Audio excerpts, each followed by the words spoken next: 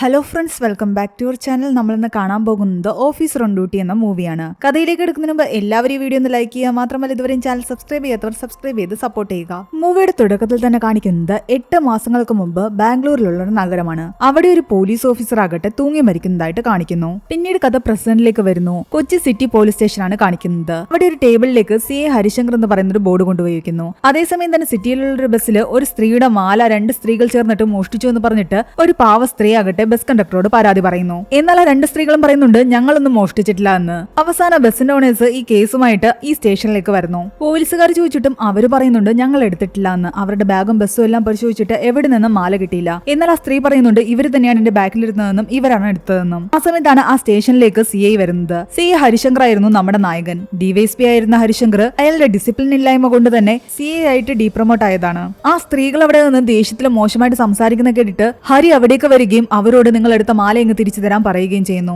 എന്നാൽ ആ സ്ത്രീകളാകട്ടെ തിരിച്ച് ഹരിയോട് ചൂടാവുകയാണ് ചെയ്യുന്നത്, തങ്ങൾ എടുത്തിട്ടില്ല എന്ന് പറഞ്ഞിട്ട്. ആ സമയത്ത് അവിടെ വനിതാ പോലീസുകാർ ആരും തന്നെ ഉണ്ടായിരുന്നില്ല. മാല എടുത്തു കൊടുക്കാൻ പറഞ്ഞപ്പോൾ അവര് പറയുന്നത് ഈ തള്ളയ്ക്ക് വട്ടാണെന്നാ. സാറിന് അത്രയ്ക്ക് സംശയമാണെങ്കിൽ സാർ തപ്പി നോക്കാനും പറയുന്നു. ദേഷ്യമെന്ന് ഹരിയാകട്ടെ അവരുടെ മുടിക്ക് കുത്തിപ്പിടിക്കുന്നു. ഞാൻ പ്രഗ്നന്റ് ആണെന്നും എന്നെ ഉപദ്രവിക്കരുതെന്നും പറഞ്ഞിട്ട് അവര് വീണ്ടും ചൂടാകാൻ തുടങ്ങി. എന്നാൽ അതൊന്നും കേൾക്കാൻ നിൽക്കാതെ ഹരിയാകട്ടെ അവരുടെ വയറ്റത്തിൽ ചവിട്ട് കൊടുക്കുന്നു. അപ്പോഴേക്കും അവളുടെ കൂടെ ഉണ്ടായിരുന്ന സ്ത്രീ പറയുന്നുണ്ട് മാല എന്റെ കയ്യിലുണ്ടെന്ന്, ഞാൻ തിരിച്ചു തരാമെന്ന്. ഹരിയുടെ ഒരു ക്യാരക്ടറാണ് ഇതിലൂടെ നമ്മളെ കാണിക്കുന്നത്. വളരെയധികം ആംഗ്രി ഇഷ്യൂസ് ഉള്ള ഒരു വ്യക്തിയായിരുന്നു ഹരി. DYSP ആയിരുന്ന താൻ CA ആയതിൽ അയാൾക്ക് ഒരുപാട് ദേഷ്യമുണ്ടായിരുന്നു. ആ ലേഡിയെ ഒന്നും മെഡിക്കൽ എടുക്കണ്ടേ എന്ന് മറ്റു പോലീസുകാർ വന്ന് പറയുമ്പോൾ അതൊന്നും വേണ്ടെന്നാണ് ഹരി പറയുന്നത്. എന്നാൽ ഒരു സേഫ്റ്റിക്ക് ചെയ്യാമെന്ന് പറയുന്നു. എന്റെ സേഫ്റ്റി ഒന്നും താൻ നോക്കണ്ടെന്നാണ് ഹരി പറയുന്നത്. ഹരിയോട് പറഞ്ഞിട്ടൊരു കാര്യമില്ലെന്ന് മനസ്സിലാക്കിയ പോലീസുകാരനാകട്ടെ ഹരിയുടെ ഫ്രണ്ടും DYSPയുമായ ഷാഹുലിനോട് വിളിച്ച് കാര്യങ്ങൾ പറയുന്നു. അത് മനസ്സിലാക്കിയ ഹരി ആകട്ടെ എല്ലാവരോടുമായിട്ട് പറയുന്നുണ്ട് ഇവിടെ നടക്കുന്ന കാര്യങ്ങൾ മേളിലോട്ട് വിളിച്ച് പറയുന്നവരൊന്നും തന്നെ ഇവിടെ മര്യാദയ്ക്ക് നിന്നു പോയില്ലെന്ന്. അങ്ങനെ കുറച്ചു കഴിയുമ്പോൾ ആ സ്റ്റേഷനിലേക്ക് ഒരു കേസ് വരുന്നു. KSRTC ബസ് കണ്ടക്ടറായ ചന്ദ്രബാബു എന്ന് പറയുന്ന ഒരാള് തന്റെ മകളുടെ മാല പണയം വെക്കാൻ വേണ്ടിയിട്ട് ഒരിടത്ത് ചെന്നിരുന്നു. എന്നാൽ അത് മുക്കുപണ്ടമാണെന്നാണ് അവര് പറയുന്നത്. പക്ഷെ ചന്ദ്രബാബു പറയുന്നത് എന്റെ മാല ഇവര് വാങ്ങിച്ചു വെച്ചിട്ട് മറ്റൊരു മാല എന്നെ എടുത്ത് കാണിച്ചിട്ട് അത് മുക്കുപണ്ടമാണെന്നാണ് പറയുന്നത്. അല്ലാതെ എന്റെ മാല സ്വർണം തന്നെയാണെന്ന്. ഞാൻ എന്റെ മകൾക്ക് വാങ്ങിച്ചു കൊടുത്തതാണ്, അവളുടെ ബർത്ത്ഡേക്ക് ഞാൻ വാങ്ങിച്ചു കൊടുത്തതാണ്. എന്നാൽ തന്റെ മാല പോലെ മറ്റൊരു മാല അവർ അപ്പൊ തന്നെ എടുത്ത് കാണിക്കണമെങ്കിൽ തന്റെ മാല ഇതിനു മുമ്പ് അവര് കണ്ടിട്ടില്ലല്ലോ. ആ മാല 2 പവൻ ഉണ്ടായിരുന്നു. 2022 ഓഗസ്റ്റ് 2-ാം തീയതി അനശ്വര ജ്വല്ലറിയിൽ നിന്നാണ് അയാൾ ആ മാല വാങ്ങിയത്. അയാൾ പറയുന്നത് സത്യമാണെന്ന് അറിയാൻ വേണ്ടിയിട്ട് ജ്വല്ലറിയിൽ വിളിച്ച് അന്വേഷിക്കാൻ മറ്റു പോലീസുകാരോട് ഹരി പറയുന്നുണ്ട്. അയാളുടെ ഭാര്യയുടെ ഓപ്പറേഷന് വേണ്ടിയിട്ട് കാശുണ്ടാക്കാനാണ് അയാൾ മാല പണയം വെക്കാൻ പോയത്. ഭാര്യയും മകളെയും കാണാൻ വേണ്ടിയിട്ട് ഹരി മറ്റു പോലീസുകാരെയും കൂട്ടി ഹോസ്പിറ്റലിലേക്ക് എത്തുന്നു. ചന്ദ്രബാബുവിന്റെ മകളോട് ഹരി ചോദിക്കുന്നുണ്ട് ഇത് മോൾക്ക് അച്ഛൻ വാങ്ങി തന്നതാണോ എന്ന്. ആണെന്ന് ആ കുട്ടി പറയുന്നു. ആ കുട്ടിയുടെ മുഖത്ത് ഒരു പേടിയുണ്ടായിരുന്നു. ഹരിയാകട്ടെ മറ്റു പോലീസുകാരനോട് പറയുന്നുണ്ട് ചന്ദ്രബാബുവിനെ കൂട്ടിട്ട് പോയിട്ട് ഡോക്ടറിന്റെ അടുത്ത് പറഞ്ഞിട്ട് തൽക്കാലം കാശിന്റെ കാര്യത്തിൽ ഇവർക്ക് കുറച്ച് സാവകാശം കൊടുക്കാൻ സംസാരിക്കാൻ. അവര് പോയി കഴിഞ്ഞിട്ട് ഹരി ആ പെൺകുട്ടിയോട് സംസാരിക്കുന്നു. ആ പെൺകുട്ടിയെടുത്ത് കൂടുതൽ ചോദിക്കുമ്പോൾ ആ പെൺകുട്ടി പേടിച്ചുകൊണ്ട് പറയുന്നുണ്ട് തനിക്കൊരു റിലേഷൻഷിപ്പ് ഉണ്ടായിരുന്നു എന്ന്. അവൾ ആ മാല പയ്യന് കൊടുത്തിട്ട് പകരം മുക്കുപണ്ടമാണ് തിരിച്ചു കൊണ്ടുവന്നത്. അത് അവളുടെ വീട്ടുകാർക്ക് അറിയില്ല. പിന്നീട് ആ പയ്യൻ ഇവളെ കോണ്ടാക്ട് ചെയ്തിട്ടും ഉണ്ടായിരുന്നില്ല. ആ പയ്യനെ പറ്റി കൂടുതൽ കാര്യങ്ങൾ ചോദിക്കാൻ ശ്രമിക്കുമ്പോഴേക്കും ചന്ദ്രബാബു അവിടേക്ക് വരുന്നു. സ്കാനിങ്ങിന് വേണ്ടിയിട്ട് അയാളുടെ ഭാര്യയും കൊണ്ട് മകൾ അങ്ങോട്ട് പോവുകയും ചെയ്തു. സർജറിയൊക്കെ കഴിഞ്ഞ ശേഷം മകളെയും കൊണ്ട് സ്റ്റേഷനിലേക്ക് വരണമെന്ന് ചന്ദ്രബാബുവിനോട് ഹരി പറയുന്നുണ്ട്. അതെന്തിനാ അവളെ കൊണ്ടുവരുന്നതെന്ന് ചന്ദ്രബാബു ചോദിക്കുമ്പോൾ ഹരി ഒന്നും തന്നെ പറയുന്നില്ല. ഹരി ആ മാലയുടെ ഫോട്ടോ ആകട്ടെ തന്റെ ഗ്രൂപ്പിലിട്ട ശേഷം ഈ മാല ഈ നഗരത്തിൽ എവിടെയെങ്കിലും വിൽക്കുകയോ പണയം വെക്കുകയോ ചെയ്തിട്ടുണ്ടെങ്കിൽ ആ വിവരം എത്രയും പെട്ടെന്ന് കണ്ടെത്തണമെന്ന് പറയുന്നു. അങ്ങനെ അവര് ആ മാല വാങ്ങിയ കടയിൽ പോയിട്ട് അതിന്റെ എക്സാക്ട് തൂക്കവും അത് വാങ്ങിയ ഡേറ്റും എല്ലാം തന്നെ അടങ്ങിയ പ്രിന്റ് ഔട്ട് എടുക്കുന്നു. അങ്ങനെ അവസാനം ഹരിയിട്ട് കൊടുത്ത ആ ഫോട്ടോയിൽ കാണുന്ന മാലയുടെ ഒറിജിനൽ മാല ഒരിടത്ത് പണയം വെച്ചതായിട്ട് കണ്ടെത്തുന്നു. ആ മാലയുടെ കൂടെ 2 മാലയും കൂടി ആ വ്യക്തി പണയം വെച്ചിട്ടുണ്ടായിരുന്നു. അത് പണയം വെച്ചിരിക്കുന്നത് ഹസീന എന്ന് പറയുന്ന ഒരു പെൺകുട്ടിയായിരുന്നു. ആന്റണിയും പ്രവീണും ചേർന്നിട്ട് അത് അപ്പൊ തന്നെ ഹരിയെ വിളിച്ചു പറയുന്നു. പെൺകുട്ടിയെ പറ്റി അന്വേഷിക്കാൻ ഹരി അവരോട് പറഞ്ഞ ശേഷം ഹരി നേരെ എത്തുന്നത് തന്റെ ഒരു ഫ്രണ്ട് വക്കീലിനെ കാണാനാണ്. ആ സമയത്ത് പ്രവീണ ഹരിയെ വിളിച്ചിട്ട് പറയുന്നുണ്ട് ആ മാല പണയം വെച്ച പെൺകുട്ടി വർക്ക് ചെയ്യുന്ന സ്ഥാപനത്തിൽ ചെന്ന് ചോദിച്ചപ്പോൾ ആ പെൺകുട്ടി കുറച്ച് ദിവസമായിട്ട് ലീവാണെന്നാണ് അറിയുന്നത്. ഹിമാചലിൽ എവിടെയോ അവൾ ട്രിപ്പ് പോയിരിക്കുകയായിരുന്നു. ഫോണിൽ വിളിച്ചിട്ടും കിട്ടുന്നുണ്ടായിരുന്നില്ല, ഔട്ട് ഓഫ് കവറേജ് ആണ്. ഹരി തന്നെ ഡിമോട്ട് ചെയ്തതിന്റെ കേസ് ആകട്ടെ തന്റെ ഫ്രണ്ടായി ഈ വക്കീലിനെ വെച്ചിട്ടാണ് നടത്തിക്കൊണ്ടിരുന്നത്. എന്നാൽ അവര് പറയുന്നുണ്ട് എനിക്ക് ഈ കേസിൽ വലിയ പ്രതീക്ഷയൊന്നും തന്നെ ഇല്ലാന്ന്. നിന്റെ ആംഗ്രി ഇഷ്യൂസ് ഒക്കെ കുറച്ചെങ്കിലേ പറ്റൂ. ഇതാണ് നിന്നെ എല്ലാ പ്രശ്നത്തിലും കൊണ്ട് ചാടിക്കുന്നത്. ആ പെൺകുട്ടി പണയം വെച്ചതിൽ ബാക്കിയുള്ള 2 മാല എവിടെ നിന്നാണ് വാങ്ങിയിരിക്കുന്നതെന്നും ആരാണ് വാങ്ങിയിരിക്കുന്നതെന്നും അവർ അന്വേഷിക്കുന്നു. ഒരു മാല വാങ്ങിയത് ജോസഫ് ചെമ്പോള എന്ന് പറയുന്ന ആളാണ്. 2ാമത്തെ മാല വാങ്ങിയിരിക്കുന്നത് മറ്റൊരു ജ്വല്ലറിയിൽ നിന്നാണ്. അതാരാണെന്നുള്ള കാര്യം അവർ അന്വേഷിക്കാൻ പോവുകയായിരുന്നു. ഈ ജോസഫ് ചെമ്പോള ഇപ്പോൾ ജീവിച്ചിരിപ്പുണ്ടായിരുന്നില്ല. കർണാടക പോലീസിലായിരുന്ന ഈ ജോസഫ് ചെമ്പോള കുറച്ച് മാസങ്ങൾക്ക് മുമ്പ് ആത്മഹത്യ ചെയ്തിരിക്കുകയാണ്. ഇതാണ് നമ്മുടെ മൂവിയുടെ തുടക്കത്തിൽ കാണിച്ച ആ ഒരു ആത്മഹത്യ. അങ്ങനെ ജോസഫ് ചെമ്പോളയുടെ വീട്ടിൽ പോയി അവർ അന്വേഷിക്കുമ്പോൾ അയാളുടെ ഭാര്യ പറയുന്നുണ്ട് ഈ ലോകത്ത് ഒന്നിനെയും പേടിയില്ലാത്ത മനുഷ്യനായിരുന്നു അയാൾ ആത്മഹത്യ ചെയ്യേണ്ട ഒരു കാര്യവുമില്ല.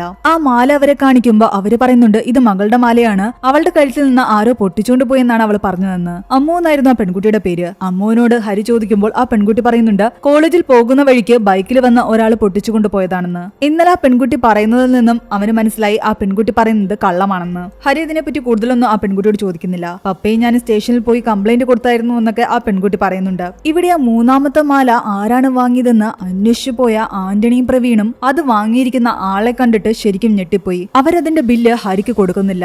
ആ കാര്യമെല്ലാം തന്നെ അവർ DVSP ഷാഹുലിനെ വിളിച്ചിട്ടാണ് പറയുന്നത്. ഒരു കുഴപ്പമുണ്ടെന്നും പറയുന്നു. അയാൾ കാര്യങ്ങളൊക്കെ കേട്ട് കഴിയുമ്പോൾ ആന്റണിയോട് പറയുന്നുണ്ട് തൽക്കാലം ഈ കാര്യം ഹരി അറിയണ്ട എന്ന്. ആ ബില്ലും ഹരിക്ക് അവർ കൊടുക്കുന്നില്ല. ഹരി ആന്റണിയെ വിളിക്കുമ്പോൾ ആന്റണി പറയുന്നുണ്ട് ഞങ്ങൾക്ക് ആ ബില്ല് കിട്ടിയിട്ടില്ല, അവരുടെ സിസ്റ്റത്തിൽ കുറച്ച് എറർ ആണെന്ന്. അതേസമയം ചന്ദ്രബാബു സ്റ്റേഷനിലേക്ക് വരുന്നു. തന്നോട് ഞാൻ നാളെ വരാനല്ലേ പറഞ്ഞത്, പിന്നെന്തിനാ ഇന്ന് വന്നേന്ന് ചോദിക്കുന്നു. ഓപ്പറേഷൻ കഴിഞ്ഞു എന്നാണ് അയാൾ പറയുന്നത്. മോളെയും കൂട്ടി വരാൻ പറഞ്ഞിട്ട് താൻ എന്തിനാ ഒറ്റയ്ക്ക് വന്നതെന്ന് ചോദിക്കുമ്പോൾ മോൾ എന്തിനാ വരുന്നതെന്ന് അയാൾ ചോദിക്കുന്നു. മാല മാറ്റിയത് തന്റെ മകളാണെന്നും താൻ മകളെയും കൂട്ടി വരാനും പറയുമ്പോൾ അയാൾ പറയുന്നുണ്ട് എന്റെ മകൾ ഒരിക്കലും അങ്ങനെ ചെയ്യില്ല, ഞാൻ അവളെ അങ്ങനെയല്ല വളർത്തിയതെന്ന്. എന്നാൽ ഹരി പറയുന്നു നിങ്ങളുടെ മകൾക്ക് ഒരു ചെറുപ്പക്കാരനുമായിട്ട് ബന്ധമുണ്ടായിരുന്നുവെന്നും ആ മാല അവൾ അയാൾക്കാണ് കൊടുത്തത്. അയാൾ അവളെ ലൈംഗികമായി പീഡിപ്പിച്ചിട്ടുണ്ട്. തന്റെ മകളുടെ മൊഴിയെടുത്തിട്ട് കേസ് ചാർജ് ചെയ്യാൻ വേണ്ടിയിട്ടാണ് ഞാൻ അവളെയും കൊണ്ട് വരാൻ പറഞ്ഞത്. ഇതെല്ലാം കേട്ട് ഷോക്കായി നിൽക്കുകയായിരുന്നു ചന്ദ്രബാബു. തന്റെ മകൾ അത്രക്കാരിയല്ല എന്നും സാർ ചോദ്യം ചെയ്തിട്ട് പോയ ശേഷം അവളാകെ ടെൻഷനിലാണെന്നുമാണ് അയാൾ വീണ്ടും പറയുന്നത്. 18 വയസ്സിൽ താഴെയുള്ള പെൺകുട്ടി ആയതുകൊണ്ട് തന്നെ താൻ കൊണ്ടുവന്നില്ലെങ്കിലും പോക്സോ കേസ് ചാർജ് ചെയ്യാൻ എനിക്ക് പറ്റുമെന്ന് അയാൾ പറയുന്നു. ആ സമയത്ത് ഷാഹുൽ ആകട്ടെ ഹരിയെ വിളിക്കുന്നുണ്ട്. ഷാഹുലിനെ പോയി കാണുമ്പോൾ ഹരിയോട് അയാൾ പറയുന്നുണ്ട് ഇപ്പൊ അന്വേഷിച്ചുകൊണ്ടിരിക്കുന്ന കേസൊക്കെ വിട്ടേക്ക്, നിനക്ക് ഹൈദരാബാദിൽ ഒരു ട്രെയിനിങ് ഉണ്ടെന്ന്. തന്നെ മനഃപൂർവ്വം ഈ കേസിൽ നിന്ന് മാറ്റാൻ ശ്രമിക്കുകയാണെന്ന് ഹരിക്ക് മനസ്സിലായി. എന്തൊക്കെ വന്നാലും ശരി ഞാൻ ഈ കേസിന്റെ അന്വേഷണം മുന്നോട്ട് തന്നെ കൊണ്ടുപോകുമെന്ന് ഹരി പറയുകയാണ്. ഹരി പിന്നീട് തന്റെ വീട്ടിലേക്ക് എത്തുന്നു. ഹരി വീട്ടിലേക്ക് വരുമ്പോൾ ഹരിയുടെ ഭാര്യ ഗീതയും മകൾ മിന്നുവിനെയും കാണിക്കുന്നു. ഹരി 2 ചോക്ലേറ്റ് കൊണ്ടുവന്ന ശേഷം അത് രണ്ടും മിന്നുവിന്റെ കയ്യിലേക്ക് കൊടുക്കുന്നു. അതിലൊരെണ്ണം അവൾക്ക് കൂടി കൊടുക്കാൻ പറയുന്നു. മൂത്ത മകൾക്ക് കൊടുക്കുന്ന കാര്യമാണ് ഹരി പറഞ്ഞത്. എന്നാൽ ഗീത അത് കേട്ട് ആകെ ഒന്ന് വല്ലാതെയാകുന്നു. ഹരി ഗീതയോട് പറയുന്നുണ്ട് ഹൈദരാബാദിലേക്ക് അവരെന്നെ ഒരു ട്രെയിനിങ്ങിന് വേണ്ടി അയക്കാനിരിക്കുക, പക്ഷെ ഞാൻ നാളെ മുതൽ ഒരാഴ്ചത്തേക്ക് മെഡിക്കൽ ലീവ് എടുക്കുക. സ്റ്റേഷനിൽ വന്ന ഒരു റേപ്പ് കേസിൽ നിന്ന് അവരെന്നെ ഒഴിവാക്കാൻ വേണ്ടിയിട്ടാണ് ആ ഒരു ട്രെയിനിങ്ങിന് അയക്കുന്നത്. ഞാൻ എന്തായാലും ആ കേസ് വിടാൻ ഉദ്ദേശിക്കുന്നില്ല എന്നും ഹരി പറയുന്നു. ആ സമയത്ത് ഹരിക്ക് ഒരു കോള് വരുന്നുണ്ട്. ആ ചന്ദ്രബാബുവിന്റെ മകൾ ആത്മഹത്യ ചെയ്തു എന്നുള്ള ന്യൂസാണ് ഹരി കേൾക്കുന്നത്. അയാൾ ആകെ ഷോക്കായി. പെട്ടെന്ന് അവിടേക്ക് ചെല്ലുന്നു. അവിടെ നാട്ടുകാരുൾപ്പെടെ വലിയ സംഘർഷം നടക്കുകയാണ്. പോലീസ് സ്റ്റേഷനിലേക്ക് ആ പെൺകുട്ടിയെ വരാൻ വേണ്ടി വിളിച്ചതുകൊണ്ടാണ് ആ പെൺകുട്ടി മാനസികമായി തകരുകയും ആത്മഹത്യ ചെയ്തതെന്നുമാണ് ചന്ദ്രബാബു ഉൾപ്പെടെ എല്ലാവരും തന്നെ പറയുന്നത്. അത് കാരണം എല്ലാവർക്കും ഹരിയോടായിരുന്നു ദേഷ്യം. ഹരി അവിടേക്ക് ചെന്ന് കഴിഞ്ഞപ്പോൾ ചന്ദ്രബാബു ആകട്ടെ ഹരിയുമായിട്ട് വഴക്കിടുന്നു. എന്നാൽ ഹരി പറയുന്നുണ്ട് ആ പെൺകുട്ടിക്ക് സംഭവിച്ച കാര്യങ്ങൾ അന്വേഷിക്കാൻ വേണ്ടിയിട്ടാണ് ഞാൻ ആ പെൺകുട്ടിയോട് വരാൻ പറഞ്ഞത്. ചന്ദ്രബാബു ആകട്ടെ ഹരിയെ തന്നെ കുറ്റക്കാരനാക്കി പറയുകയായിരുന്നു. അയാളെ പിടിച്ചു മാറ്റിയ ശേഷം ഹരി ആകട്ടെ ഉള്ളിലേക്ക് ചെല്ലുമ്പോൾ കാണുന്നത് അവിടെ തൂങ്ങി മരിച്ച നിലയിൽ നിൽക്കുന്ന അയാളുടെ മകളെയാണ്. അത് കണ്ടതും ഹരി ആകെ തകർന്നുപോയി. അയാളുടെ മനസ്സിൽ പണ്ട് സംഭവിച്ച എന്തോ കാര്യങ്ങളൊക്കെ കടന്നു വരുന്നു. സ്ഥലകാല ബോധം തന്നെ അയാൾക്ക് നഷ്ടപ്പെട്ടിട്ടുണ്ടായിരുന്നു. അതിന്റെ കൂടെ ആൾക്കാർ ആകെ ബഹളവും. ഇത് മനസ്സിലാക്കിയ ഷാഹുലാകട്ടെ പോലീസുകാരോട് ഹരി എത്രയും പെട്ടെന്ന് അവിടെ നിന്നും രക്ഷിച്ച് കാറിൽ കൊണ്ടാക്കാൻ പറയുന്നു. അങ്ങനെ ആൾക്കാരെല്ലാം തള്ളിമാറ്റി പോലീസുകാർ ഹരിയെ അവിടെ നിന്നും മാറ്റുന്നു. വീട്ടിലെത്തിയിട്ടും ഹരി അങ്ങനെ തന്നെ ഒരു അവസ്ഥയിലായിരുന്നു. അയാൾ കുറച്ചുനേരം അവിടെ ഇരുന്ന ശേഷം ആകെ ടെൻഷനോടുകൂടി മുകളിലെ റൂമിലേക്ക് വന്നിട്ട് തന്റെ മൂത്ത മകൾ നിലയെ അന്വേഷിക്കുന്നു. അവിടെ എങ്ങും തന്നെ നിലയുണ്ടായിരുന്നില്ല. അവൾ എവിടെയെന്ന് ചോദിച്ചിട്ട് ഭയങ്കരമായിട്ട് ബഹളം ഉണ്ടാക്കാൻ തുടങ്ങിയപ്പോഴേക്കും ഗീത അയാളോട് പറയുന്നുണ്ട് ഇതൊക്കെ നിർത്താൻ, നിങ്ങൾ കാരണം തന്നെയാണ് നമ്മുടെ മകൾ മരിച്ചതെന്ന്. അതിനർത്ഥം അയാളുടെ മൂത്ത മകൾ നില മരിച്ചിട്ടുണ്ടായിരുന്നു. ആ ഒരു സത്യം ഇപ്പോഴും ഹരിക്ക് ഉൾക്കൊള്ളാൻ പറ്റിയിട്ടില്ല.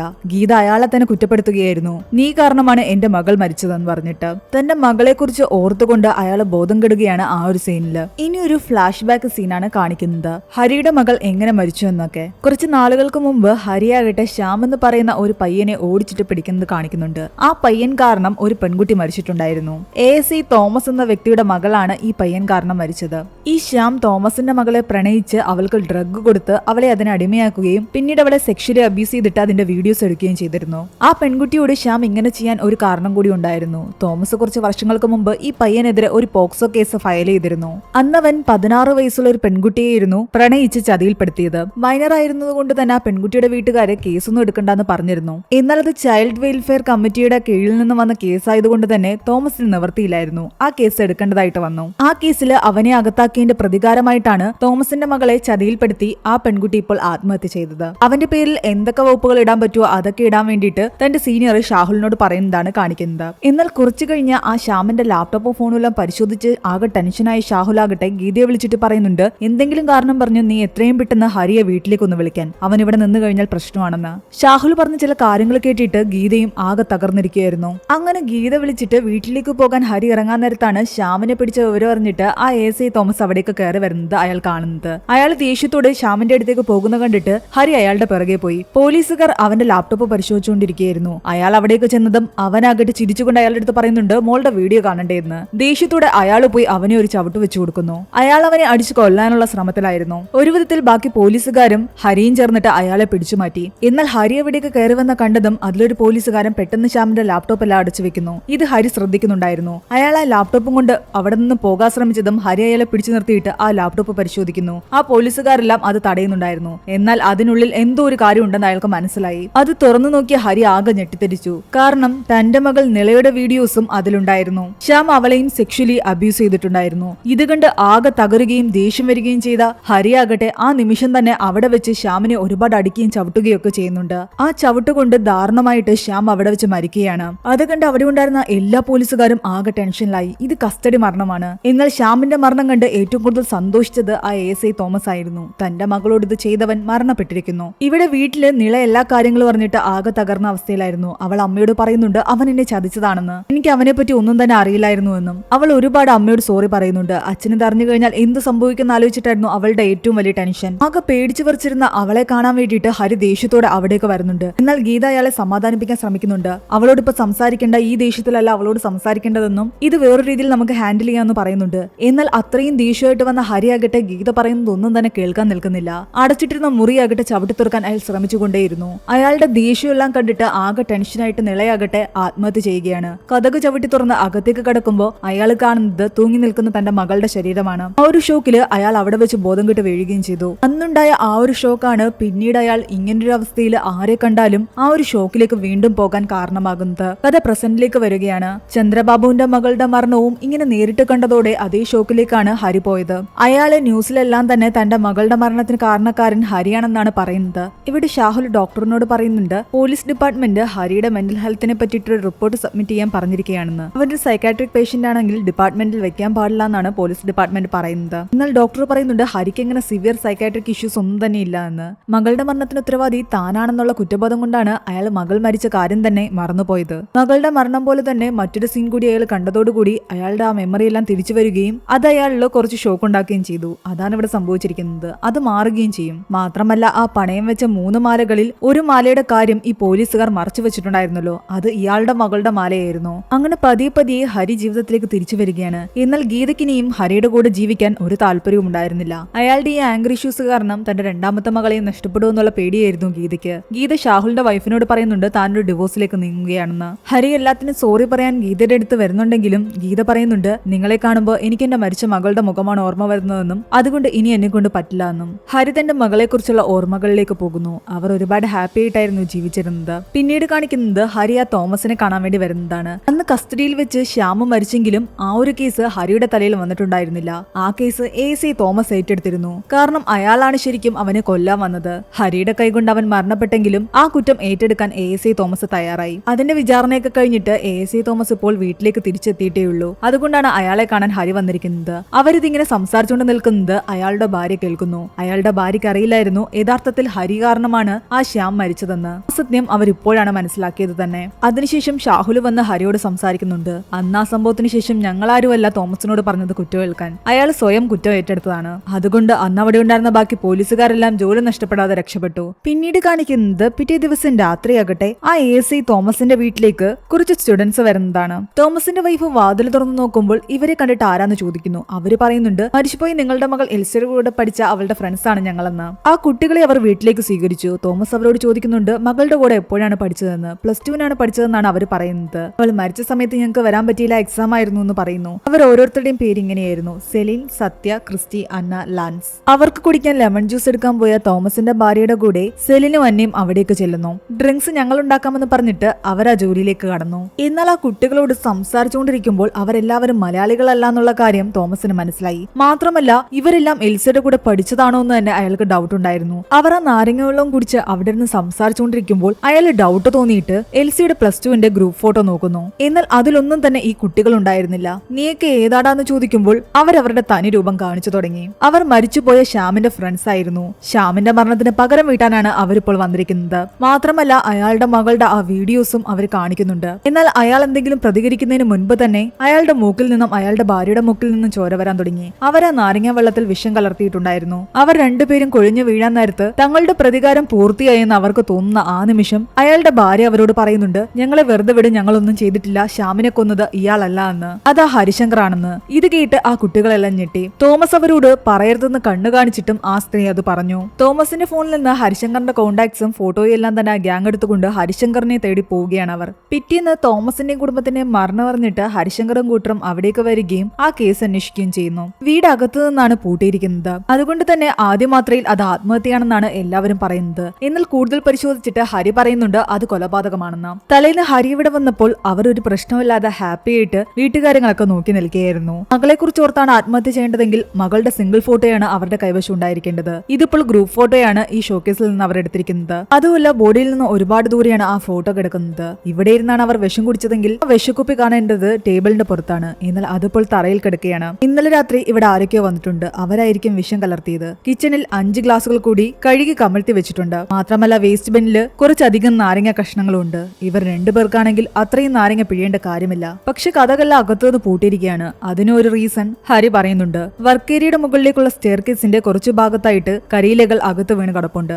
ആ ഭാഗത്തു നിന്നും ഓടിളക്കി ഒരാൾ പുറത്തേക്ക് കടന്നിട്ടുണ്ട്. അകത്തു നിന്നും എല്ലാം പൂട്ടിയ ശേഷം കൂട്ടത്തിലുള്ള ഒരാളാണ് ആ ഓട് വഴി പുറത്തേക്ക് വന്നിരിക്കുന്നത്. ഇനി വിഷം കലർത്തിയത് തോമസ് ആണെങ്കിൽ അയാളുടെ ഫിംഗർ പ്രിന്റ് 2 ഗ്ലാസ്സിലും ഉണ്ടാവണം. ഇനി അയാളുടെ ഭാര്യയാണെങ്കിൽ അവരുടെ ഫിംഗർ പ്രിന്റ്സ് 2 ഗ്ലാസ്സിലും ഉണ്ടാകണം. ഇതിൽ അവരവരുടെ ഫിംഗർ പ്രിന്റ്സ് മാത്രമേ ഓരോ ഗ്ലാസ്സിലും ഉള്ളൂ. അതിനർത്ഥം വിഷം കലർത്തിയത് മറ്റൊരാളാണ്. അങ്ങനെ ഈ തെളിവുകളെല്ലാം വെച്ചിട്ട് അതൊരു കൊലപാതകമാണെന്നുള്ള കാര്യം അവർ ഉറപ്പിച്ചു. ഹരി പിന്നീട് തന്റെ മകളുടെ കൂട്ടുകാരോടെല്ലാം സംസാരിക്കുന്നു. അവളുടെ റിലേഷൻഷിപ്പിനെ പറ്റി ആർക്കും യാതൊന്നും അറിയില്ല. അവളടിക്കൊരു ഫ്രണ്ടിനെ കാണാൻ പോകാറുണ്ടായിരുന്നു. എന്നാൽ ആരാ എന്താന്നൊക്കെ പിന്നീട് പറയാമെന്നാണ് അവൾ എല്ലാവരോടും പറഞ്ഞിരുന്നത്. അവൾ അവളുടെ മാലയുടെ ഡ്യൂപ്ലിക്കേറ്റ് ഉണ്ടാക്കിയിരുന്നു എന്ന് അവൻ പറയുമ്പോൾ കൂട്ടത്തിൽ ഒരാൾ പറയുന്നുണ്ട് അവൾക്ക് വേണ്ടി ഞാനാണ് അത് ചെയ്തു കൊടുത്തതെന്ന്. അവളുടെ കയ്യിൽ നിന്ന് അത് കളഞ്ഞുപോയെന്ന് അവൾ പറഞ്ഞത്. അങ്കിൾ അന്വേഷിച്ച പ്രശ്നം ഉണ്ടാക്കുന്ന പേടിച്ചിട്ടാണ് അവൾ എന്നോട് ഡ്യൂപ്ലിക്കേറ്റ് ഉണ്ടാക്കി തരാൻ പറഞ്ഞത്. അങ്ങനെ ഹരി വീണ്ടും ആ മൂവിയുടെ തുടക്കത്തിൽ മരിച്ച കർണാടക പോലീസുകാരനില്ലേ അയാളുടെ മകളെ കാണാൻ പോകുന്നു. ആ പെൺകുട്ടി അന്ന് മാല ഒരാൾ പൊട്ടിച്ചുകൊണ്ട് പോയതാണെന്ന് പറഞ്ഞത് കള്ളമാണെന്ന് അവന് മനസ്സിലായിട്ടുണ്ടായിരുന്നു. കൂടുതൽ കാര്യങ്ങൾ അവളോട് ചോദിക്കുമ്പോൾ അവൾ സത്യങ്ങൾ തുറന്നു പറയുന്നു. ആ പണയം വെച്ച 3 മാലകളിൽ ഒരു മാല ഈ പെൺകുട്ടിയുടേതായിരുന്നു.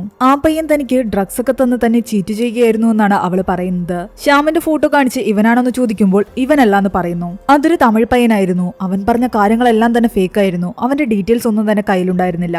ഈ മാല അവന് കൊടുത്തതായിരുന്നു എന്ന് ചോദിക്കുമ്പോൾ അവൾ പറയുന്നുണ്ട് തനിക്ക് ബോധം വന്നപ്പോൾ തന്റെ കഴുത്തിൽ മാല ഉണ്ടായിരുന്നില്ല എന്ന്. അവർ 3 പേരുണ്ടായിരുന്നു എന്നാണ് ആ പെൺകുട്ടി പറയുന്നത്. പിന്നീട് ഈ 3 മാലയും പണയം വെച്ച ഹസീന എന്ന് പറയുന്ന ആ പെൺകുട്ടിയില്ലേ ആ പെൺകുട്ടി ഹിമാലയൻ ട്രിപ്പെല്ലാം കഴിഞ്ഞ് തിരിച്ചു വന്നപ്പോൾ പെൺകുട്ടിയുടെ അടുത്ത് പോയി ഇവർ അന്വേഷിക്കുന്നു. എന്നാൽ ആ പെൺകുട്ടി പറയുന്നുണ്ട് ഈ 3 മാലയും പണയം വെച്ചത് ഞാനാണ്, പക്ഷെ ഇത് 3ഉം എനിക്ക് കളഞ്ഞു കിട്ടിയതാണെന്ന്. അവളൊരു തുണിക്കടയിലെ ജോലിക്കാരിയായിരുന്നു. ഒരു ദിവസം 2 പെൺകുട്ടികൾ അവരുടെ ഡ്രസ്സ് എടുക്കാൻ വരികയും അവരുടെ ഡ്രസ്സിൽ കുറച്ച് രക്തം പറ്റിയിട്ടുണ്ടായിരുന്ന കാരണം ആ ഡ്രസ്സ് മാറ്റിയിട്ട് മറ്റൊരു ഡ്രസ്സ് വാങ്ങിച്ചിട്ടുകൊണ്ട് പോവുകയും ചെയ്തു. അവരവിടെ ഇട്ടിട്ട് പോയ ആ ഡ്രസ്സിൽ നിന്നാണ് ഇവൾക്ക് ഈ 3 മാലയും കിട്ടിയത്. തനിക്കിത് കിട്ടിയിട്ട് 3 മാസമായെന്നാണ് ആ പെൺകുട്ടി പറയുന്നത്. അങ്ങനെ അവർ ഷോപ്പിലേക്ക് പോയിട്ട് അവിടുത്തെ CCTV എല്ലാം തന്നെ പരിശോധിക്കുന്നു. അത് നേരത്തെ തോമസിന്റെ വീട്ടിൽ വന്ന ആ ഗ്യാങ്ങിലെ ഒരു പെൺകുട്ടിയായിരുന്നു. അന്ന എന്ന ആ പെൺകുട്ടി അവിടെ വന്ന് ഡ്രസ്സ് മാറിയിട്ട് പോകുന്നതെല്ലാം തന്നെ CCTVയിൽ കാണാം. അവൾ ബില്ല് പേ ചെയ്യാൻ നേരത്ത് അവിടുത്തെ ഒരു സ്റ്റാഫ് ആകട്ടെ അവളോട് വന്ന് സംസാരിക്കുകയും അവൾ എന്നാൽ മൈൻഡ് ചെയ്യാതെ പോവുകയും ചെയ്യുന്നുണ്ട്. ആ സ്റ്റാഫിനെ വിളിച്ചിട്ട് അത് ഏത് പെൺകുട്ടിയായിരുന്നു എന്നും നിങ്ങൾക്ക് എങ്ങനെ അവളെ പരിചയമെന്ന് ചോദിക്കുമ്പോൾ അയാൾ പറയുന്നുണ്ട് താൻ ബാംഗ്ലൂർ ജോലി ചെയ്തുകൊണ്ടിരുന്ന സമയത്ത് അവിടെ ഒരു പബ്ബിൽ വെച്ചിട്ട് ഈ പെൺകുട്ടിയെ സ്ഥിരമായിട്ട് കാണാറുണ്ടായിരുന്നുവെന്ന്.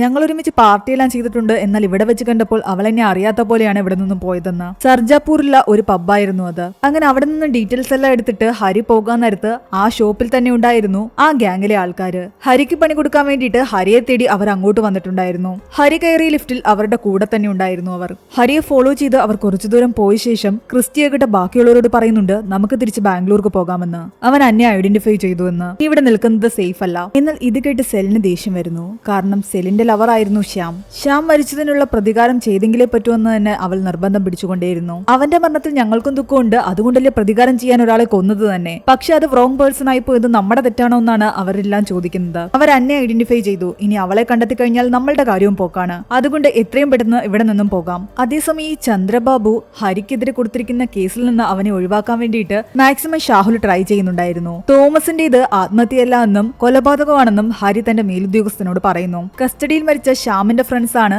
ഇതിന്റെ പിന്നിലെന്നും അയാൾ പറയുന്നു. കർണാടകയിൽ മരിച്ച പോലീസ് ഓഫീസറിന്റെ മകളോടും താൻ സംസാരിച്ചിരുന്നു. ആ കുട്ടി അബ്യൂസ് ചെയ്തത് വേറെ 3 പേരാണെന്നാണ് ആ പെൺകുട്ടി പറഞ്ഞത്. അതിനർത്ഥം ഇവരൊരു ഗ്യാങ് ആണ്. അതുകൊണ്ട് തന്നെ കർണാടക പോലീസുകാരൻ ജോസഫിന്റെ മരണവും ഇതുപോലെ ഒരു കൊലപാതകമായിരിക്കും, ആത്മഹത്യയായിട്ട് ചിത്രീകരിച്ചതായിരിക്കാം. അങ്ങനെ കൂടുതൽ കാര്യങ്ങൾ അന്വേഷിക്കാൻ ബാംഗ്ലൂരേക്ക് പോകാൻ അവർ തീരുമാനിച്ചു. തീരുമാനിക്കുകയാണ്. അങ്ങനെ അവർ ബാംഗ്ലൂരേക്ക് യാത്ര തിരിച്ചു. അതേസമയം ശ്യാമിന്റെ ഫ്രണ്ട്സ് എല്ലാം തന്നെ തിരിച്ച് ബാംഗ്ലൂർ എത്തിയിരുന്നു. ബാംഗ്ലൂർ പോലീസുമായിട്ട് സംസാരിച്ച ശേഷം മലയാളം അറിയാവുന്ന ഒരു പോലീസുകാരനെ ഹരിയുടെയും ഗ്യാങ്ങിന്റെയും കൂടെ അവർ വിടുന്നു. അന്നയും ഗ്യാങ്ങും വീണ്ടും പെൺകുട്ടികളെ അവിടേക്ക് കൊണ്ടുവരികയും ഡ്രഗ്സ് കൊടുത്തിട്ട് അവരെ അബ്യൂസ് ചെയ്യുകയും ചെയ്യുന്നുണ്ട്. മരിച്ചുപോയ കർണാടക പോലീസ് ജോസഫിന്റെ കേസ് ഡീറ്റെയിൽസ് എല്ലാം തന്നെ അവരുടെ അടുത്ത് പരിശോധിക്കുന്നു. അയാളുടെ റൂമിൽ നിന്ന് ഒരു സൂയിസൈഡ് നോട്ട് കിട്ടിയിട്ടുണ്ടായിരുന്നു. അത് അയാൾ വളരെ പാനിക്കായിട്ട് എഴുതിയതുപോലെയാണ് തോന്നിയിരിക്കുന്നത്. അയാളെ ആരോ അത് പ്രേരിപ്പിച്ച് എഴുതിപ്പിച്ചതുപോലെയുണ്ട്. ഇവിടെ ഉണ്ടായിരുന്ന പ്രവീണിനോട് ഹരി ചോദിക്കുന്നുണ്ട് താൻ ആത്മഹത്യ ചെയ്യാൻ തീരുമാനിച്ചാൽ എങ്ങനെയായിരിക്കും കെട്ടിടുന്നതെന്ന്. പെട്ടെന്ന് വേദന അറിയാതെ മരിക്കാൻ വേണ്ടിയിട്ട് കഴുത്തിന്റെ ബാക്കിലായിരിക്കും കെട്ടിടുന്നതെന്നാണ് അവൻ പറയുന്നത്. ഒരു പോലീസുകാരനായ തോമസിനും അതെന്തായാലും അറിയാമായിരിക്കും. പക്ഷെ അയാളുടെ കെട്ട് കഴുത്തിന്റെ സൈഡിലായിട്ടാണ്. അതുകൊണ്ട് അതിൽ എന്തൊക്കെയോ ഡൗട്ട് അവർക്ക് തോന്നുന്നുണ്ട്. അതേസമയം അന്നയെ പബ്ബിൽ കണ്ടെത്തിയെന്ന് പറഞ്ഞിട്ട് ഹരിയുടെ ടീമിൽ ഒരു ഓഫീസർ വിളിക്കുന്നു. അങ്ങനെ ഹരിയും പ്രവീണും അവിടേക്ക് പോയി. അവളുടെ വണ്ടി അവർ നോട്ട് ചെയ്യുന്നുണ്ടായിരുന്നു. ആ വണ്ടിയിൽ ഒരു ട്രാക്കർ ഫിറ്റ് ചെയ്യുകയും ചെയ്യുന്നുണ്ട്. പബ്ബിനുള്ളിലേക്ക് കയറി അവളെ കണ്ടുപിടിക്കുന്നു. എന്നാൽ അവളെ പിടിക്കാൻ ശ്രമിക്കുന്നതിന് മുമ്പ് അവരെ തട്ടിമാറ്റിയിട്ട് അവൾ ഓടി രക്ഷപ്പെടുകയാണ്. കാറും എടുത്തുകൊണ്ട് അവൾ പോയി. അവളുടെ പുറകെ അവരും. തന്റെ പുറകെ ഹരിശങ്കറും കൂട്ടറും ഉണ്ടെന്ന് അന്ന അപ്പൊ തന്നെ തന്റെ ഗ്യാങ്ങിനെ വിളിച്ച് പറയുന്നു. ഞാൻ എന്ത് ചെയ്യുമെന്ന് അവൾ ചോദിക്കുമ്പോൾ അവൻ പറയുന്നുണ്ട് ചിലപ്പോൾ അവർ നിന്റെ ഫോൺ ട്രാക്ക് ചെയ്യുന്നുണ്ടാവും, എത്രയും പെട്ടെന്ന് ഫോൺ എടുത്ത് കളയാൻ. അങ്ങനെ അവൾ ഫോൺ എടുത്ത് കളഞ്ഞു. അവളെ രക്ഷിക്കാൻ അവരും ഇറങ്ങി. എന്നാൽ കുറെ ദൂരം പോയിട്ട് അന്ന കാറൊരിടത്തേക്ക് ഒതുക്കി നിർത്തുന്നു. അവളുടെ ലൊക്കേഷൻ കണ്ടുപിടിച്ച് ഹരിയും ഗാങ്ങും അവിടേക്ക് എത്തി. ഹരി അടുത്തേക്ക് വരുമ്പോഴേക്കും അവൾ കാർ എടുത്തുകൊണ്ട് അവിടെ നിന്ന് സ്പീഡിൽ പോകുന്നു. പുറകെ വന്ന അവനെ വീണ്ടും ഇടിച്ചു വീഴ്ത്താനായിരുന്നു അന്നയുടെ ശ്രമം. എന്നാൽ അതിൽ നിന്നെല്ലാം തന്നെ തലനരയ്ക്ക് ഹരി രക്ഷപ്പെട്ടു. പക്ഷെ ആ ഒരു റേസിംഗിനിടയിൽ അതുവഴി വന്നൊരു ലോറി ഇടിച്ച് ആക്സിഡന്റ് ആവുകയും അന്ന സ്പോട്ടിൽ മരിക്കുകയും ചെയ്യുന്നു. ഈ സംഭവം അറിഞ്ഞതോടുകൂടി അവളുടെ ഗ്യാങ്ങിലെ എല്ലാവരും ആകെ ദേഷ്യത്തിലും ആകെ സങ്കടത്തിലുമായിരുന്നു. ഇനിയും ഹരിശങ്കറിന്റെ ഇട്ട് പണി കൊടുക്കണം എന്നൊരു ചിന്ത മാത്രമേ അവരുടെ മനസ്സിലുണ്ടായിരുന്നുള്ളൂ. അന്നയുടെ മൃതദേഹം മോർച്ചറിയിലേക്ക് കൊണ്ടുവന്നു. അന്ന ഓടിച്ചിരുന്ന കാറ് ക്രിസ്റ്റി എന്ന വ്യക്തിയുടേതായിരുന്നു എന്ന് അവർ കണ്ടെത്തി. അവിടെ നിന്ന് പോകുന്നതിന് മുമ്പ് പോസ്റ്റ്മോർട്ടം ചെയ്യാൻ പോകുന്ന ആ ഡോക്ടറിന് തന്റെ നമ്പറും കൊടുത്തിട്ട് ബാക്കി ഡീറ്റെയിൽസ് എല്ലാം തനിക്ക് അയച്ചു തരണമെന്ന് പറഞ്ഞിട്ടാണ് ഹരി ഇറങ്ങുന്നത്. പുറത്തേക്ക് ഹരി പോയി കഴിഞ്ഞപ്പോഴേക്കും ഹരി കാണാതെ അന്നയുടെ ഫ്രണ്ട്സ് എല്ലാം തന്നെ അവിടേക്ക് വന്നിട്ട് അവളുടെ മൃതദേഹം കാണുന്നു. ആ സമയത്ത് ആ ഡോക്ടർ ഇതെല്ലാം കാണുന്നുണ്ടായിരുന്നു. ഡൗട്ട് തോന്നി അവർ അപ്പൊ തന്നെ ഹരിയെ വിളിക്കുന്നു. എന്നാൽ അപ്പോഴേക്കും അവർ ആ ഡോക്ടറിന്റെ കയ്യിൽ നിന്ന് ഫോൺ വാങ്ങുകയും അവരെ ഉപദ്രവിക്കുകയും ചെയ്യുന്നുണ്ട്. എന്തോ പ്രശ്നം മനസ്സിലാക്കി ഹരി അവിടേക്ക് തിരിച്ചു വരുമ്പോൾ കാണുന്നത് ഇവരെല്ലാവരും അവിടെ നിൽക്കുന്നതാണ്. പിന്നെ അവിടെ വെച്ച് ഹരിയും ഈ ഗ്യാങ്ങും തമ്മിൽ വലിയൊരു ഫൈറ്റ് തന്നെയാണ് നടക്കുന്നത്. ഹരിക്ക് ഒരുപാട് പരിക്കേറ്റിരുന്നു. അപ്പോഴേക്കും കൂടുതൽ ആൾക്കാർ അവിടേക്ക് വന്നതും ആ ഗ്യാങ് അവിടെ നിന്നും രക്ഷപ്പെട്ടു പോകുന്നു. അന്നേ അവനെ കൊന്നിരുന്നെങ്കിൽ അന്നെങ്കിലും ജീവനോടെ ഉണ്ടാകുമായിരുന്നു എന്ന് സെലിൻ പറയുന്നുണ്ട്. അങ്ങോട്ടും ഇങ്ങോട്ടും തർക്കിക്കുന്നതിനിടയിൽ ക്രിസ്റ്റി എല്ലാവരോടും പറയുന്നുണ്ട് ഇത്രയും കാലം ഒരു പ്രശ്നമില്ലാതെയാണ് പോയത്. അന്ന് ആ ബസ്സിലെ ഇഷ്യൂ മര്യാദയ്ക്ക് ഹാൻഡിൽ ചെയ്തിരുന്നെങ്കിൽ ഇന്ന് ഈ പ്രശ്നം ഒന്നും തന്നെ ഉണ്ടാകുമായിരുന്നില്ല എന്ന്. അതിനർത്ഥം ഇവർ ഈ ചെയ്യുന്ന കാര്യങ്ങൾക്കെല്ലാം പിന്നിൽ എന്തോ വലിയൊരു ഇഷ്യൂ ഒരു ബസ്സിൽ വെച്ച് നടന്നിട്ടുണ്ട്. ശ്യാമിന്റെ അന്നയുടെ മരണത്തിനെല്ലാം തന്നെ നമ്മൾ പകരം വീട്ടിയിരിക്കുമെന്ന് ക്രിസ്റ്റി അവരോട് പറയുന്നു. അതേസമയം ഒരുപാട് പരിക്കുകൾ പറ്റിയ ഹരിയും ആ ഡോക്ടറും എല്ലാം തന്നെ ഹോസ്പിറ്റലായിരുന്നു. ആ ഡോക്ടർ ഹരിയോട് പറയുന്നുണ്ട് അവിടെ വന്ന പെൺകുട്ടികളെ തനിക്ക് അറിയാമെന്ന്. കുറെ നാൾ മുൻപ് ഇവരെ ജയിലിൽ നിന്നും ഡി അഡിക്ഷന് വേണ്ടിയിട്ട് ഇവിടേക്ക് കൊണ്ടുവന്നിട്ടുണ്ടായിരുന്നു. അവർ രണ്ടുപേരും ഡ്രഗ്സ് ഡീലേഴ്സ് ആണ്. സ്കൂൾ കുട്ടികൾക്ക് ഡ്രഗ്സ് കൊടുത്തതിന്റെ പേരിലാണ് അവരെ അറസ്റ്റ് ചെയ്തത്. ഇവിടെ വന്ന് ഡ്രഗ്സ് കിട്ടാതെ ആയപ്പോഴേക്കും അവർ വളരെയധികം വയലന്റ് ആയിട്ടുണ്ടായിരുന്നു. മരിച്ച പെൺകുട്ടിയുടെ ഫിംഗർ പ്രിന്റ്സ് വെച്ചിട്ട് അവൾ ഏതൊക്കെ കേസുകളുടെ പ്രതിയായിരുന്നു എന്ന് കണ്ടെത്താൻ വേണ്ടി ഹരി തീരുമാനിക്കുന്നു. മരിച്ച അന്നയും അവളുടെ ഗ്യാങ്ങിൽ രണ്ടുപേരും ചേർന്നിട്ടൊരു കേസ് ഉണ്ടായിരുന്നു. അന്ന് ആ കേസ് അന്വേഷിച്ചത് കർണാടക പോലീസായ ഈ മരിച്ചുപോയ CI ജോസഫ് എന്ന ആളായിരുന്നു. അന്ന് അന്നയുടെ കൂടെ ഉണ്ടായിരുന്നത് സെലിനും ശ്യാമുമായിരുന്നു. ആ കേസ് എന്തായിരുന്നു എന്നും അന്ന് എന്താണ് സംഭവിച്ചതെന്നും കൂടെ ഉണ്ടായിരുന്ന ആ കർണാടക പോലീസുകാരനോട് ഹരി ചോദിക്കുന്നു. ഒരു ബസ്സിൽ വെച്ച് എന്തോ വഴക്കുണ്ടായി എന്ന് പറഞ്ഞിട്ടാണ് മെസ്സേജ് വന്നത്. അവിടെ ചെന്നപ്പോൾ ബസ്സിൽ ഇവർ ഡ്രഗ്സ് ഉപയോഗിച്ചിരിക്കുകയായിരുന്നു. അവരുടെ കയ്യിൽ ഡ്രഗ്സും ഉണ്ടായിരുന്നു. ജോസഫ് സാർ അന്ന് അവരെ അറസ്റ്റ് ചെയ്യുകയും ചെയ്തു. വേറെ എന്തെങ്കിലും സംഭവിച്ചിട്ടുണ്ടായിരുന്നു എന്ന് ചോദിക്കുമ്പോൾ ഒന്നും സംഭവിച്ചില്ല എന്നാണ് അയാൾ പറയുന്നത്. എന്നാൽ കൂടെ ഉണ്ടായിരുന്ന മറ്റൊരു പോലീസുകാരൻ പറയുന്നുണ്ട് ജോസഫ് സാറിന്റെ മർഡർ കേസും ഈ വ്യക്തി അന്വേഷിക്കുന്നുണ്ട്. അതുകൊണ്ട് ഇയാളോട് എല്ലാ സത്യങ്ങളും തുറന്നു പറയാൻ. പേടിച്ചിട്ടാണെങ്കിലും ആ പോലീസുകാരൻ വേറെ കുറെ സത്യങ്ങൾ കൂടി തുറന്നു പറയുന്നു. അങ്ങനെ കഥ ഫ്ലാഷ് ബാക്കിലേക്ക് പോവുകയാണ്. അന്ന് ഈ ജോസഫിനും ഇവർക്കും ഒരു മെസ്സേജ് വന്നിട്ടുണ്ടായിരുന്നു. ഒരു ബസ്സിൽ കുട്ടികളെ ഡ്രഗ്സ് ഉപയോഗിച്ചിട്ട് കണ്ടക്ടറെ ആക്രമിക്കുകയും ബസ്സിൽ പ്രശ്നമുണ്ടാക്കുകയും ചെയ്യുന്നു എന്ന് പറഞ്ഞിട്ട്. അങ്ങനെ സംഭവിച്ച ബസ്സിന്റെ അടുത്തേക്ക് ജോസഫും ബാക്കി പോലീസുകാരും എത്തിയപ്പോഴേക്കും ഇടികൊണ്ട കണ്ടക്ടറിനെയും കൊണ്ട് ഓട്ടോയിൽ കുറച്ച് ആൾക്കാർ അവിടെ നിന്നും പോയി. ബസ്സിൽ പ്രശ്നമുണ്ടായിക്കൊണ്ടിരുന്ന ശ്യാമിനെയും സെലിനെയും അന്നയും അയാൾ കൈയോടെ പിടികൂടി ജീപ്പിലേക്ക് കയറ്റി. അവർ അയാളുമായിട്ടും വഴക്കുണ്ടാക്കിയായിരുന്നു. എന്നാൽ പോകുന്ന വഴിയിൽ അവരുടെ കയ്യിൽ നിന്നും ഡ്രഗ്സ് എടുത്ത് ഈ പോലീസുകാരനും യൂസ് ചെയ്തു. എന്നിട്ട് അന്നയും സെലിനെയും ഉപദ്രവിക്കാൻ ആരംഭിച്ചു. അവർ തടയുകയും അയാളുമായിട്ട് പ്രശ്നമുണ്ടാക്കുകയും ചെയ്തതോടുകൂടി ഒരു കാടിന്റെ സൈഡിലേക്ക് വണ്ടി കൊണ്ടുപോവുകയും അന്നയും സെലിനെയും ആ വണ്ടിയിൽ നിന്നിറക്കി ഒരു മരത്തിൽ കെട്ടിയിട്ട ശേഷം അയാൾ സെക്ഷലി അബ്യൂസ് ചെയ്യുകയും അവരെ റേപ്പ് ചെയ്യുകയും ചെയ്തു. അതിന്റെ പ്രതികാരമായിട്ടാണ് അവർ ആ ജോസഫിനെ കൊന്നതും അയാളുടെ മകളെ അബ്യൂസ് ചെയ്തതും. അതുപോലെ തന്നെയായിരിക്കാം ASC തോമസിന്റെ വീട്ടിലും സംഭവിച്ചത്.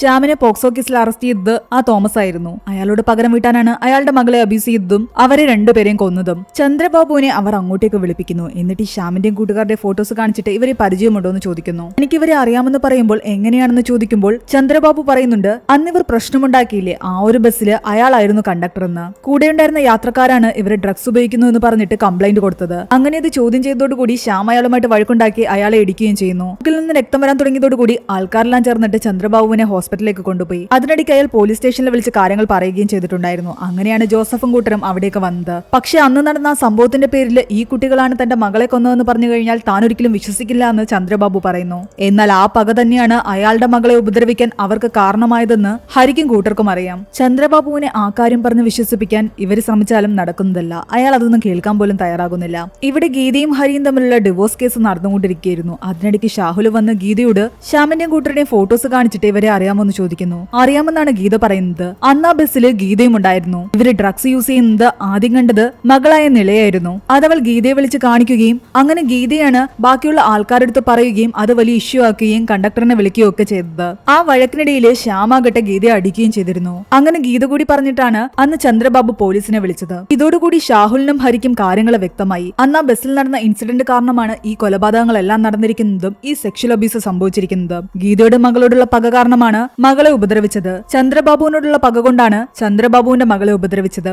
അതുപോലെ ആ CI ജോസഫിനോടുള്ള പക കൊണ്ടാണ് അയാളുടെ മകളെ അബ്യൂസ് ചെയ്തതും അയാളെ കൊന്നതും. ഗീത എന്ന് തുടങ്ങി വെച്ച പ്രശ്നമാണ് ഇതിനെല്ലാം കാരണമെന്ന് ഒരു കാരണവശാലും അവൾ അറിയേണ്ട എന്ന് ഹരി അയാളോട് പറയുന്നു. കാരണം മകളുടെ മരണത്തിന് കാരണക്കാരൻ താനാണെന്നുള്ള വേദന കാരണം ഹരി ഇത്രയും കാലം അനുഭവിച്ചതൊന്നും തന്നെ ഗീത ഒരിക്കലും അനുഭവിക്കാൻ പാടില്ല. അങ്ങനെ അവരുടെ ഡിവോഴ്സ് കേസ് കോടതിയിൽ പോയിക്കൊണ്ടിരിക്കുകയാണ്. ഹരി ഒന്നിനും എതിര് നിൽക്കാതെ അവര് പറയുന്ന എല്ലാ കുറ്റങ്ങളും ഏറ്റെടുത്ത് അങ്ങനെ തന്നെ നിൽക്കുകയായിരുന്നു. ബാംഗ്ലൂർ വെച്ച് മരിച്ച അന്നയുടെ കോൾ ലിസ്റ്റ് എല്ലാം എടുത്തപ്പോൾ അതിലവൾ ലാസ്റ്റ് വിളിച്ച ആ കോളിന്റെ ഉടമസ്ഥൻ ഇപ്പോൾ കേരളത്തിലുണ്ടെന്നും അയാൾ എവിടെയാണെന്നും പ്രവീൺ ഹരിയെ വിളിച്ചു പറയുന്നു. 15 മിനിറ്റ് മുൻപ് വരെ അത് കണ്ടക്ടർ ചന്ദ്രബാബുവിന്റെ വീടിന്റെ പരിസരത്തുണ്ടായിരുന്നു. എന്നാൽ ഇപ്പോൾ അത് KSRTC ബസ് സ്റ്റാൻഡിന്റെ അടുത്തുണ്ടെന്നാണ് പ്രവീൺ പറയുന്നത്. അതിനർത്ഥം അവരടുത്തതായിട്ട് കൊല്ലാൻ പോകുന്നത് ചന്ദ്രബാബുവിനെയാണ്. അങ്ങനെ അവർ ചന്ദ്രബാബുവിനെ തേടി പോകുന്നുണ്ട്. ക്രിസ്ത്യൻ ഗ്യാങ്ങും അവിടെ തന്നെ അയാളെ കൊല്ലാൻ വേണ്ടി നിൽപ്പുണ്ടായിരുന്നു. ഹരി നോക്കുമ്പോൾ ചന്ദ്രബാബു ബസിന്റെ അടുത്തേക്ക് പോകുന്നതാണ് കാണുന്നത്. എന്നാൽ അയാളുടെ ബാക്കിലേക്ക് ഒരു ബസ് കടന്നു പോവുകയും കുറച്ചു നിമിഷം അയാളെ മറയുകയും ചെയ്ത സമയത്ത് ക്രിസ്ത്യൻ ഗ്യാങ് വന്നിട്ട് ചന്ദ്രബാബുവിനെ കുത്തുന്നു. ആ നിമിഷമാണ് ചന്ദ്രബാബുവിന് പോലും മനസ്സിലാകുന്നത് ഇവര് കാരണമാണ് തന്റെ മകള് മരിച്ചതെന്ന്.